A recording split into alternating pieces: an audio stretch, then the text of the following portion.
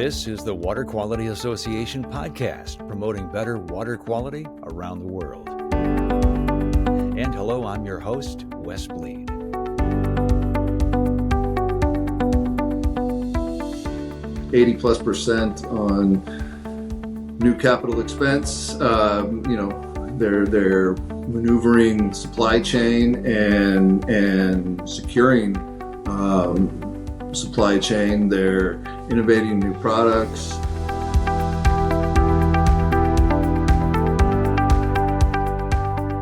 That's Sean Caughron, WQA member, former manufacturer, now turned business coach, talking about the WQA Manufacturer Supplier Confidence Report.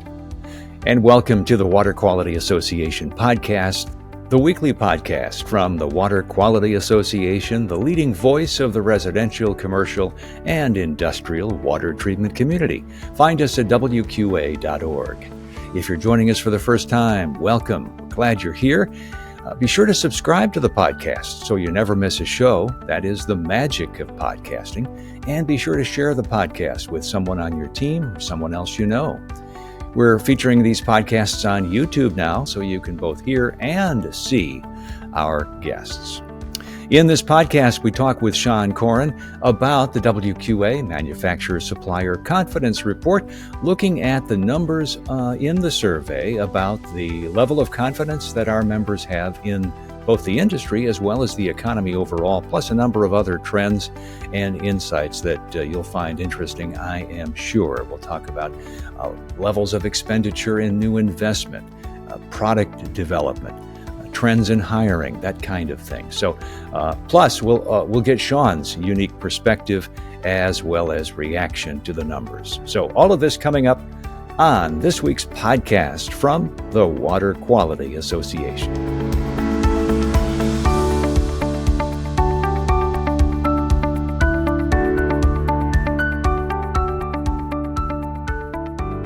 Sean, great to catch up with you. Thanks for joining us on the podcast. Thanks for having me here today, Wes. Good to see you. I know you have been going through a transition of sorts over the last, 18 months or so, and you were a manufacturer in the industry, and now you're a business coach. So why don't I let you just kind of step in and give us a brief overview? Sure. For over 25 years, I was with Chester Paul Company and CEO for the past decade or so. We sold that to LB of America, still proudly supporting the water industry. And we sold that at the end of 2022. We transitioned them in 23. And I've been a member of a community of CEOs for quite some time. And I was encouraged to become a coach and to become a chair. So basically, I develop regionally based CEO peer groups, and I facilitate the meetings where we challenge each other's beliefs and do so in a caring way to give diverse perspectives and to try to help people achieve their personal and professional goals. Did your experience in the water industry help with that? All of my coaching is based on experience. Probably a lot of it from the mistakes that were made and the value of support but absolutely, yeah, I learned a lot in the industry. Well, we are glad you're still involved in the industry and the Water Quality Association, specifically as chair of the Manufacturer Supplier section. And we wanted to have you on the podcast to talk about the Industry Confidence Survey. The questions came out of the Manufacturer Supplier section. And why don't you tell us about why the survey was launched and what you were hoping to gain from it? Sure. It's to get a snapshot of different confidences or trends that we're seeing in the marketplace. And it gives great insight to what's going on in a 30, 60, 90-day period. Right. And it's a snapshot in time. Snapshot in time, definitely. The results that we're going to talk about today were done the end of February, first week of March in 2024, right before the Florida Water Quality Show. Okay. And we'll probably have more of these as we go along. Yeah, the goal is for the manufacturer section to kind of get some legs underneath this, and then we'll probably transition it over to the research, which holds these type of, timely reports, kind of like the tank and valve or RO report that everybody's probably familiar with. For those watching on YouTube, we've got our screen shared so that we can bring up the survey and take a look at it along with Sean. And for those listening to the podcast, you'll just have to kind of process the numbers as best you can. But, the big numbers here as we take a look at this, Sean, the 88% or so confident or very confident in the general strength of the water treatment industry. Love your reaction on that. Yeah, so again, this was February, March, middle of Q1 of 2024. I think we still had a lot of tailwinds. And I think when we talk about confidence in the market, I think we're talking about confidence probably in a little bit of a longer term. I bet you this number would be a little different today. There would probably be some neutral or maybe a little bit more unconfident, but I'm pretty I wasn't very surprised by 80 plus percent in the confident column. I mean, it's a growing industry. The economy right now is a little less vigorous, but it's the confidence in the overall strength of the water quality industry is still strong, I think. And what do you think is the happening behind the scenes? What factors, I guess, are contributing to that? Well, you've got my general belief in why water treatment and water quality market is still extremely viable and growing is the awareness across the board is up significantly. The generational, the culture, and the interest of the generation of the most, the Gen Z and millennials. They're in tune with what they're putting in their body more than we have been in the past. And of course, the emerging contaminants and just continued lack of infrastructure or, lacking infrastructure and, just the public awareness is probably the number one driver, though. Okay.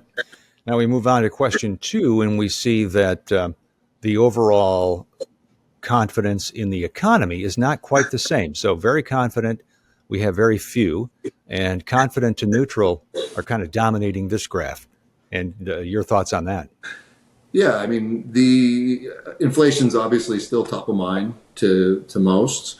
The market is complex, probably as an understatement, where consumer spending is still it's weakened compared to where it was probably 6, 9, 12 months ago, but it's still there. I think the question is, where does water fall? Is water discretionary, or is water more of a necessity when we break that down? I don't know how. I know different companies are going to look at that differently and their approach and how they're going to market. But I think these numbers make sense to me, and I think these numbers still hold true here in June 24. Right. The next one we get to is, are you investing in new capital projects this year? And this is a big number. Well over 85% are saying yes, they are. Are you surprised at that? No, that's a great number. That number was fantastic. 80 plus percent on new capital expense. They're maneuvering supply chain and securing supply chain. They're innovating new products. If I'm not mistaken, I believe this capital expense was also split almost evenly between POU and POE, which was also encouraging. There's a lot of older, more stale technology in the market, and to see that many CapEx projects just is a great thing. And then moving on to China. Are you cautious regarding business dealings with China? I think we were we were asking a question just to validate our own thoughts, and it was obviously it did so. Yeah. Okay. And then where are you primarily investing? And maybe again, no surprise, right here in the good old USA. Yeah. Well, we all suffered the supply chain or lack of, from 2020 to 2020, end of 2022 for the most part. So, the industry as a whole, there's been some great roundtables. We had one at the last manufacturer supplier section of what we learned through the supply chain, through the COVID, call it, era. And so, no, this is not surprising. There's a lot of reshoring and North America shoring anyway going on. Very good. And then developing new water treatment products to introduce in the market. So we're talking about actual new products here, not just investment. And yes, we've got 90% plus who are saying they are developing new products. I don't want to say about time, but I think new technology is critical to keeping up with the trends and keeping up with the generations we're selling to now, right? Well, I think it speaks back to what you were saying earlier about the whole reason that there is confidence in the industry is because of the consumer interest in what they can do with their water to make it healthier and safer. So Absolutely. if they know that there are products out there to do that, that will obviously be of help. So, but let me go back to this again, split evenly POU and POE or both. What are your thoughts on that? Well, both have a lot of room. I think both markets, are ripe for, they call it disruption, but it's really just more innovation. There is a lot of emerging contaminants we can tackle, and if we're listening to our customers, they're asking for ease of use and serviceability and everything else. So I think this is reassuring that we're actually listening to our customers versus just listening to each other. Many of the new products are considered by our respondents as evolutionary, or making changes in what they've already been doing. But revolutionary, that's not a bad number, 12%. No, it's great. Even the evolutionary, a lot of that is bringing it to more of a sustainable platform or an ease of service platform, or even just the way people are. When I say service, it's even the way who's servicing the product, right? So the market's much bigger than what we call the water quality industry. The water treatment and water quality market is bigger than what we typically look at. So, all right, here's a question about approximate annual revenue from water treatment product sales. Greater than 50 million. 40% of our respondents said greater than 50 million. So this is a call to all the small and mid-sized players, right? We put this out. We send out many notices for participation, and you can tell here there was, some of the larger manufacturer suppliers all took note, and we appreciate that. But we want, I think we were, at about 30% participation, maybe 35%. So, Sean, is somebody looking at this or listening to us talk about this, what strategies would you recommend then to say, okay, great, I'd love to improve my revenue streams. How can we do that? So I think there was a question about revenue and if it was increasing or decreasing, and I think it was kind of a mixed bag on the answers. And honestly, it's not surprising. There's still a lot of participants in the industry that are hesitant to change, let's say. And, I think that group is going to have revenue, they're going to struggle with increasing revenue. And then there's the growth mindset folks that are, pushing change and pushing new technology and new, service, processes and capabilities, and they're going to be growing. So, I mean, there's three tiers to it, right? There's the service or replacements, repair, and new install. And you need to be pushing on all four at all times, or all three at all times. So let's move on to the next question, which had to do with revenue. How has it changed? So has it increased? I think you maybe were mentioning. Yeah, I was just referencing that this doesn't surprise me, because there is still a large percentage of folks that are operating, a decade or so ago with, a similar product lineup and approach to the market. And the market has moved on, especially, maybe not necessarily always in the WQA and in our four walls, but when we look outside, the market's definitely moving faster than we are. And, there's a handful of folks that are. So I bet you they're the ones that have the increased revenue. Yeah, the acceleration of change, right? It's just, right. It's a constant.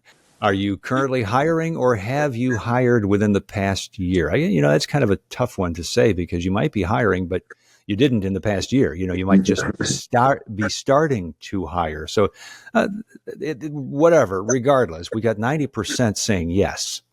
Yeah, and I think, again, this is that snapshot, right? Like, if you look at the job market today, there's still, we don't have unemployment. So I think you're still looking for quality folks, and the market's growing. So this doesn't surprise me at all. I think it was probably a little tighter Q1 of 2024. It feels like it is loosening a little bit, but I think unemployment, as we sit here today, is somewhere around 3.9. So we're still under 4%. So this doesn't surprise me at all. Yeah, well, if you're listening or watching this and you're new to the industry, or you want to get into the industry, you can see that there are still some positive trends that way from an employment standpoint. Absolutely. Now, next question. Does the experience level of applicants match the job requirements? What do you think? This is right. It's sometimes here, take 40%. That's kind of I don't know. Maybe do we ask the manufacturer suppliers if their expectations are matched, right? So I don't. Right. This one's hard for me to interpret. Really, it's and again, I think this is probably loosening a little than it was in Q1. It seems like the trend is at least loosening a little bit. Well, people are moving from job to job, and my guess is that there might be some very talented people out there who maybe don't have the water experience, but are still talented people who could be trained to learn that. And in fact, I want to just put a plug in for a previous podcast. We talked to DJ and Duke Shanahan recently, and that was one of the points they made is you don't have to necessarily hire the water expert. Hire somebody who is a good, solid employee prospect. The water industry, actually, my favorite part of the water industry is it's a people industry. Most businesses are people business, and the water industry specifically is definitely a people industry. So yeah, if you're talented, the water industry is a great place to be. Okay, let's go on to jobs again. In which areas are you recruiting? Sales and marketing and manufacturing are the top two there, with engineering and product, I believe that's product design, following close behind. So yeah, my conversations with some of the larger manufacturers is that the shop floor has become more secure as far as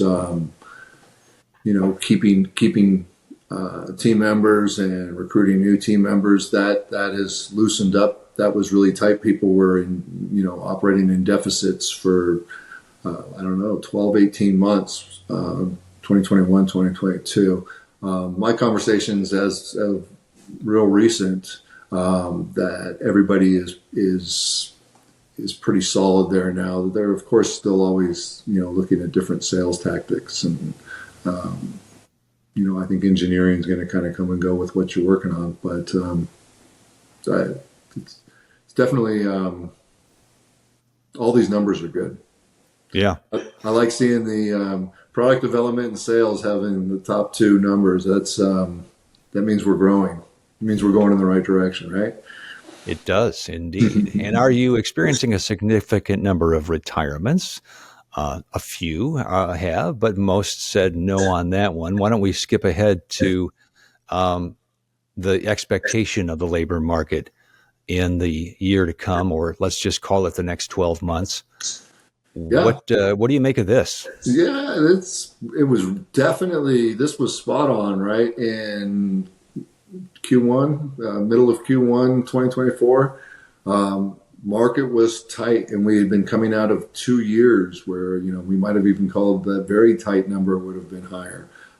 So this data was direct correlation to what we saw the whole economy saw, actually. And then how do you, or do you feel your company has a solid vision for the future? It's good to see that a lot of people are saying, yes, we do have a solid vision. Yeah, that's great. I mean, nearly 90%. So 90%. It's fantastic. Now this is when we get into the next slide here, the strategic planning. So I want to know how we have a 90% solid future, and then when we go to this next slide here, the strategic planning, only 40% put a high effort. The correlation between a solid future and strategic planning should be a lot closer together, right? Which channel of trade is your expected future direction? Yeah, so we were asking, if your current market, who are your customers?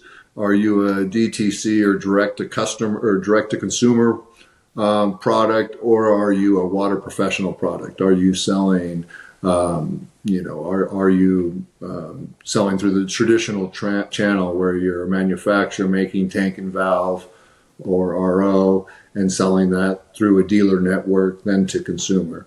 Or are you going through plumbing wholesale, or are you a retail product sitting on a shelf in a big box? That's what this question was about. And you can see it was almost 80%, water treatment professionals, which isn't surprising. That's the base of the water quality industry. So it'll be interesting to see how these numbers change over the next few surveys. This will be a great question to continue to ask going forward, for sure. So, any insights, any personal reflection on what you saw here, Sean? I find these surveys useful because it can kind of validate whatever you're thinking about or what your team's working on within your four walls. Some of these questions, you don't necessarily build a business plan off of one survey, but over time, similar to the tank and valve, you're going to be able to draw a plot line, plot a line and see where the confidence is. And over time, you will develop, you'll be able to link some strategy internally based on these numbers, because you're going to be able to correlate your business to what the feedback from the market is telling you. So I find these types of surveys pretty useful. Yeah. Well, and as you were saying, we need at least two more to get some sort of a trend line established. Yeah, we probably would like to do this every 3 to 6 months. Probably since we're just starting, we'll probably be doing this every 6 months. Like I said, this will probably get turned over.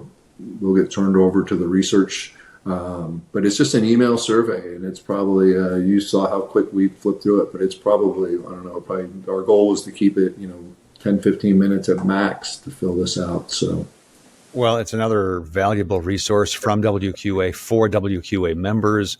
We want to make sure you're understanding what other members like you are going through and what some of the expectations are. So it's only as good as your participation. So we need all of our members participating who can participate, and we need the smaller guys along with the big guys, right? As absolutely. we were talking about earlier. Yeah, absolutely. That's what the survey where the survey that I've been using for a long time. Yeah, it incorporates small to mid-sized businesses, and it's the participation is consistent, and the results when you look back over time are it's pretty. It's neat to see where right where you were. You can go back to and it correlated pretty close to my business. So.